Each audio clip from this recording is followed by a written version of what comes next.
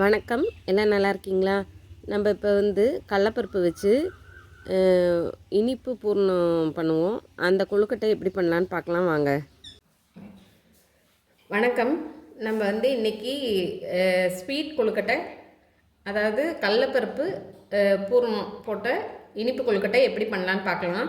அதுக்கு தேவையான பொருட்கள் என்னென்னு பார்ப்போம் வாங்க. கடலப்பருப்பு 1 கப்பு, அதுக்கு 2 கப்பு அரிசி மாவு. இந்த அரிசி மாவு கொழுக்கட்டை மாவு நாங்கள் வீட்டிலே செய்கிறது தான். எப்படின்னா, நம்ம வயலில் நம்ம வீட்டில் விளைஞ்ச 5020 அரிசியை நாங்கள் ஊற வச்சு நிழலில் காய வச்சு மிஷினில் அரைச்சி அவிச்சிட்டு பண்ணுவோம். அதை ஒரு நாள் நான் உங்களுக்கு செஞ்சு காமிக்கிறேன் பாருங்கள். அந்த மாவு இது 2 கப்பு. 1 கப்புக்கு 2 கப்பு அரிசி மாவு, வெல்லம் 1 கப்பு, தேங்காய் 1/2 கப்பு, ஏலக்காய் தூள் தேவையான அளவு கொஞ்சோண்டு, உப்பு சிறிதளவு, நல்லெண்ணெய். கொழுக்கட்டைக்கு நல்லெண்ணெய் தான் ரொம்ப நல்லாயிருக்கும். நான் கார கொழுக்கட்டைக்கு மட்டும் கார கொழுக்கட்டைக்கு மட்டும்தான் தேங்காய் எண்ணெய் ஊற்றுவேன். மற்ற எல்லாத்துக்குமே நல்லெண்ணெய் தான் ஊற்றுவேன். சில பேர் நெய் யூஸ் பண்ணுவாங்க. ஆனால் நெய் இந்த கொழுக்கட்டைக்கு அந்தளவுக்கு நல்லா இருக்காது. நல்லெண்ணெய் தான் வாசமாக இருக்கும், நல்லாவும் இருக்கும். நல்லெண்ணெய் தேங்காய் எண்ணெய், கடலெண்ணெய் 3ம் நாங்கள் வீட்லேயே இது பண்ணிடுது. பக்கத்தில் செக்கு இருக்குது. அதனால் நம்ம வயலில் விளைஞ்ச எள்ளும் கடலை அதுக்கப்புறம் தேங்காய் 3மே நாங்கள் வீட்டில் ஆடி ஓன் இது தான். உங்களுக்கு யாருக்காவது எண்ணெயெல்லாம் வேணும்னா சொல்லுங்கள், நாங்கள் அனுப்பிச்சுட்றோம். இப்போ இந்த கடலப்பருப்பு ஸ்வீட் கொழுக்கட்டை எப்படி பண்ணலான்னு பார்க்கலாம் வாங்க. கடலப்பருப்பை மட்டும் நம்ம எடுத்து ஊற வச்சுருவோம். இப்போ ஒரு 2 hours ஊறிடுச்சுன்னா அதுக்கப்புறம் வேக வச்சுட்டு பண்ணணும்.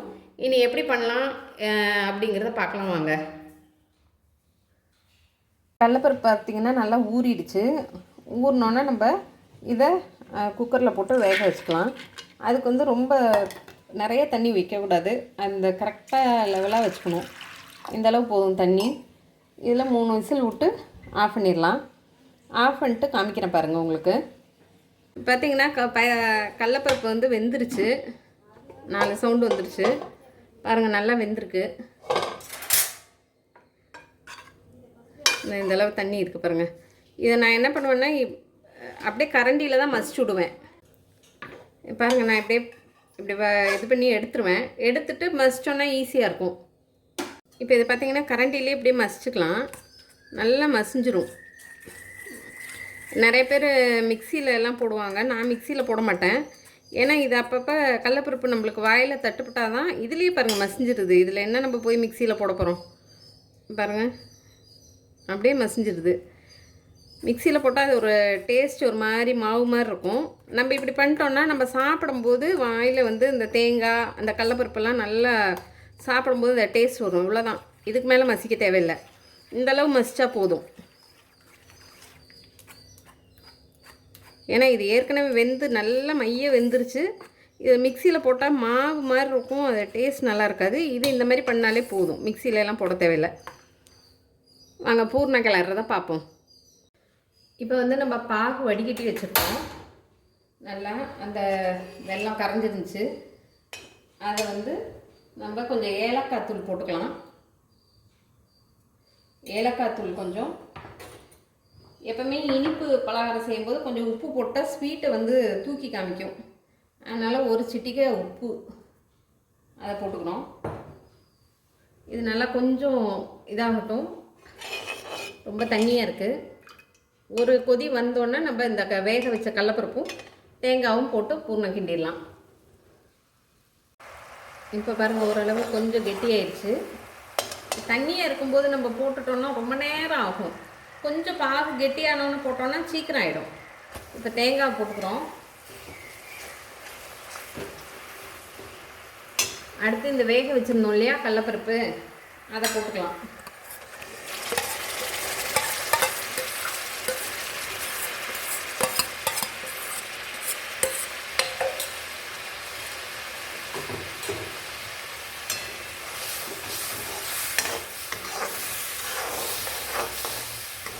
இது தேங்காய் பூர்ணம் மாதிரி நம்ம பயப்பட தேவையில்லை. இதுக்கு இந்த பதம் தேங்காய் பூர்ணம் சீக்கிரம் முருகிடும். உங்களுக்கு முருகிடுச்சுன்னா அப்படியே கமர் கட் மாதிரி ஆகிடும். அப்புறம் நம்ம டோட்டலாக வேஸ்ட் அது.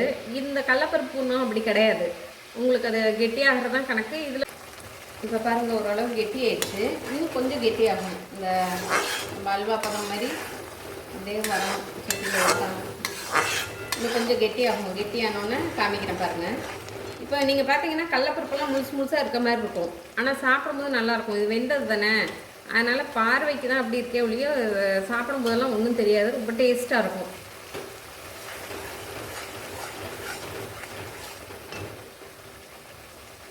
பாருங்கள் நல்லா கெட்டி ஆயிடுச்சு. நல்லா சுருண்டு வந்துடுச்சு பாருங்கள். அவ்வளோதான். ஒரு 2 நிமிஷம் ஆஃப் பண்ணிடலாம். ஆஃப் பண்ணிட்டு இந்த சட்டிலே வச்சா அந்த சட்டி சுட்டிலே இன்னும் கெட்டி ஆகிடும்.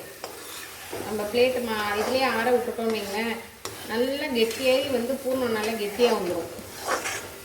அதனால் நம்ம இந்த கடலப்பருப்பு பூர்ணத்தை வந்து நம்ம பயப்படாமல் செய்யலாம். ஒன்றும் பிரச்சனையே கிடையாது. தேங்காய் பூர்ணம் தான் ரொம்ப கவனமாக நம்ம செய்யணும். எள்ளு பூர்ணம் இன்னும் ரொம்ப ஈஸி. அவ்வளோதான். இந்த அடுப்பு ஆஃப் பண்ணிடுறேன் நான். இப்போ இந்த சட்டி சூட்லேயே இது வந்து நல்லா கெட்டியாயிடும். அவ்வளோதான். கொழுக்கட்டையோட மேல் மாவுக்கு இந்த 2 கப் மாவையும் எடுத்து நம்ம போட்டுக்கலாம்.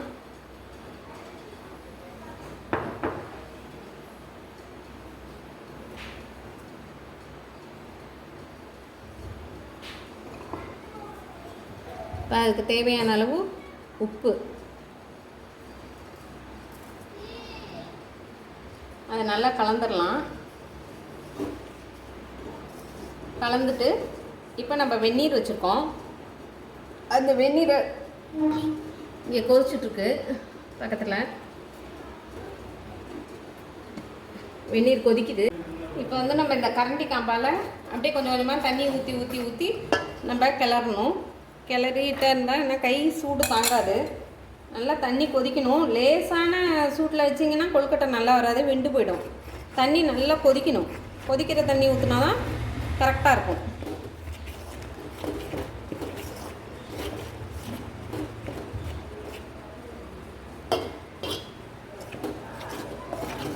பார்த்திங்கன்னா மாவு கம்மியாக இருக்க மாதிரி இருக்குது. ஆனால் வந்து பார்த்திங்கன்னா நல்லா தண்ணி ஊற்றி பசஞ்சோன்னா நல்லா நிறைய மாவு வரும்.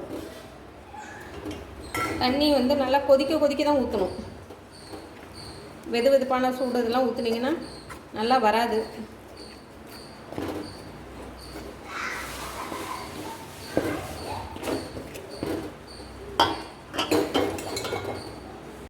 இப்போ இந்த அளவு போதும். ரொம்ப மறுபடி தண்ணி ஊற்றி ஊற்றி இது பண்ணோன்னா இதாகிடும். ஏன்னா இதில் எல்லாமே பாருங்கள் தண்ணியாக இருக்கும். இப்போ நம்ம வந்து கொஞ்சமாக எண்ணெயை ஊற்றி நல்லா கெட்டியாக பிசைஞ்சிட்டு அதுக்கப்புறம் காமிக்கிறேன். அப்போ தேவைன்னா மறுபடியும் நம்ம தண்ணி ஊற்றிக்கலாம், இல்லைன்னா ஊற்ற தேவையில்லை. இப்போ பார்த்திங்கன்னா நல்லா இந்தளவுக்கு பிசைஞ்சிட்டோம். இப்போ இதில் கொஞ்சமாக நல்லெண்ணெய் ஊற்றிக்கலாம். நல்லெண்ணெய் ஊற்றி நல்லா பிசைஞ்சிட்டு காமிக்கிறேன் பாருங்கள்.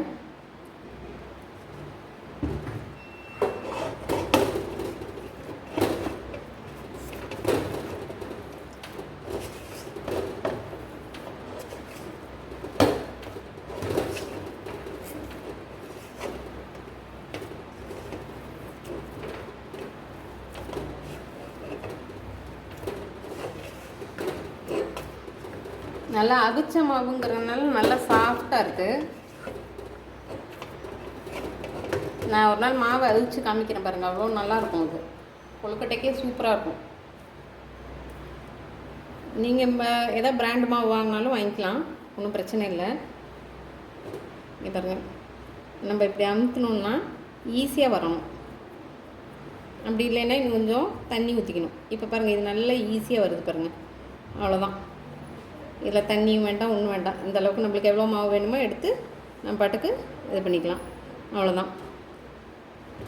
இப்போ இதை நம்ம பூரணத்தில் வச்சு இது பண்ணிக்கலாம். அப்போ பூரணம் கொஞ்சம் லேட் ஆகுது, டிலே ஆகுதுன்னா நல்லா ஒரு கப்பில் போட்டு மூடி வச்சிடணும். இல்லைன்னா ஒரு ஈரத்துணியை போட்டு மூடி வச்சிடணும். இதை அப்படியே வச்சா ஃபேன் காற்றுல காஞ்சிரும், நல்லா இருக்காது. ஒரு கப்பில் இந்த கடலப்பருப்பு பூர்ணம் ஆறணுன்னா நம்ம அதை எடுத்து ரவுண்ட் ரவுண்டாக உருட்டி வச்சுருந்தோம்.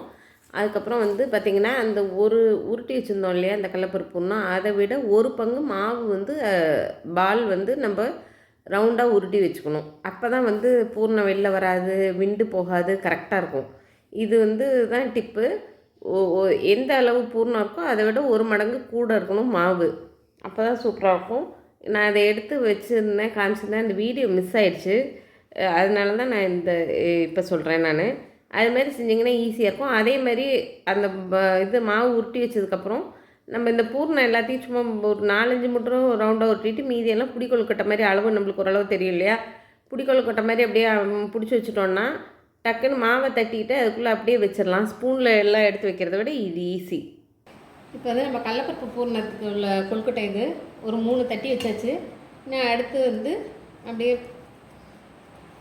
இந்த வாழை இலையில் வச்சு அப்படியே தட்டினோன்னா அழகாக நல்லெண்ணெயை தொட்டு தொட்டு தட்டினோன்னா வந்துடும்.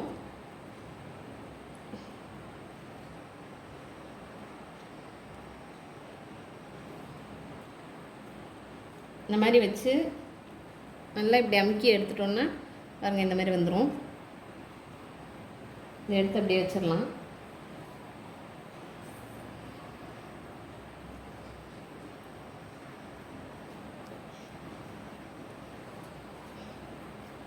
இப்படி வாழை இலையில் வச்சு எதனால் வாழை இலைன்னா ஈஸியாக மடக்கி நம்ம வந்து பூர்ணத்தை உள்ளே வச்சு ஈஸியாக மடக்கிடலாம். கரெக்டாக சைஸாக கட் பண்ணிட்டோன்னா இதுவும் இந்த மாதிரி பிடிச்சி வச்சிட்டோன்னா கடலப்பருப்பு பூர்ணம் அப்படியே எடுத்து ஈஸியாக பண்ணிடலாம்.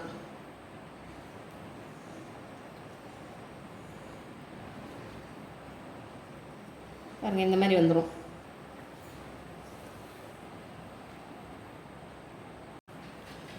அடுத்து இன்னொரு இது தட்டிடலாம். தட்டிட்டு ஃபுல்லாக தட்டி முடிச்சுட்டு காமிக்கிறேன் பாருங்கள். இது வந்து வாழை இலையில் தட்டுறது தான் ரொம்ப ஈஸி. கவரு பிளாஸ்டிக் கவர்லாம் எல்லோரும் தட்டுவாங்க. அதை விட இந்த வாழை இலை தான் ரொம்ப ஈஸி. டக்குன்னு மடிக்கக்குள்ளெல்லாம் ஒரே சைஸாக நம்ம தட்டிடலாம். பாருங்கள் இந்த மாதிரி லேஸாக இப்படி பண்ணிட்டோம்னா இதை எடுத்து உள்ளே வச்சுட்டு முன்னாடியே நம்ம செஞ்சு வச்சுட்டோம்னா ஈஸி. இந்த மாதிரிலாம் உருட்டி இதெல்லாம் பண்ணிட்டோன்னா இந்த ஸ்பூன்லேருந்து எடுத்து வச்சு பண்ணுறதெல்லாங்கிறது வந்து லேட் ஆகும். பாருங்கள் இது நீட்டாக வந்துடுது பாருங்கள். அதுமாதிரி வெந்தோனையும் வெளியில் வராது. அளவு தான், நம்ம அளவு கரெக்டாக இருந்துச்சுன்னா கரெக்டாக இருக்கும். இந்த பூர்ணத்தை விட இது டபுள் பங்கு இருந்தால் வெளில வராது. மாவு கம்மியாகவும் பூர்ணம் ஜாஸ்தியாக இருந்தால் தான் உங்களுக்கு வந்து வெளியில் வரும்.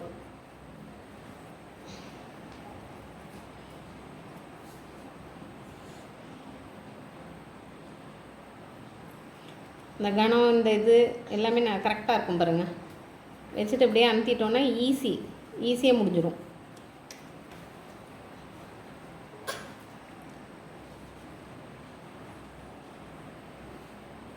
இப்போ இதை ஃபுல்லாக போட்டுட்டு நான் காமிக்கிறேன் பாருங்கள் உங்களுக்கு.